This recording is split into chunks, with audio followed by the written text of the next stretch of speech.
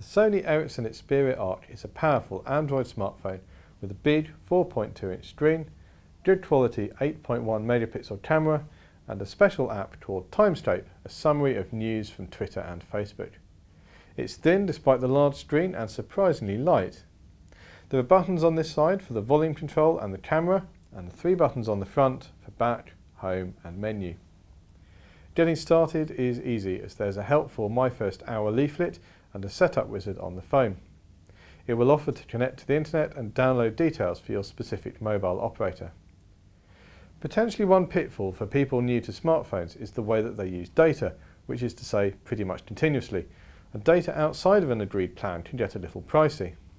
With this in mind, we were quite pleased to see a button for disabling data transfer on the home screen. This will avoid any nasty surprises while still leaving you free to use wireless networks for browsing the web. As well as a capable browser, the Xperia Arc has dedicated apps for the BBC iPlayer and YouTube. There are of course many thousands of other apps available on the Android marketplace. The screen looks great whether browsing the web or watching video, and there's even a mini HDMI socket on the top for watching pictures and videos on a compatible television. The main screen follows the familiar Android system of several panes, 5 in this case, where you can add widgets such as Google Search, music control and a clock.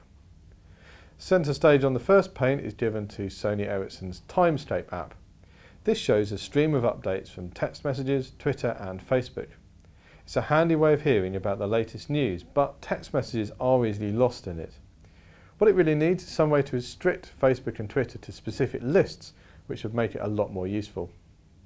Speaking of text messages, the Arc has a clever way of moving around text in a message. Tap in a text box and a blue arrow appears that you can move the cursor with. It's much easier than trying to guess where to tap. Another tweak on the standard Android setup is the ability to switch between normal and vibrate ring modes with a swipe on the lock screen. This is a quick and easy tool that we'd like to see elsewhere. We found the Sony Ericsson Xperia Arc at no extra cost on deals from £25 a month on 2 years contracts. It's not cheap, but the screen is very good without making the phone heavy to carry around, and this is a very powerful smartphone.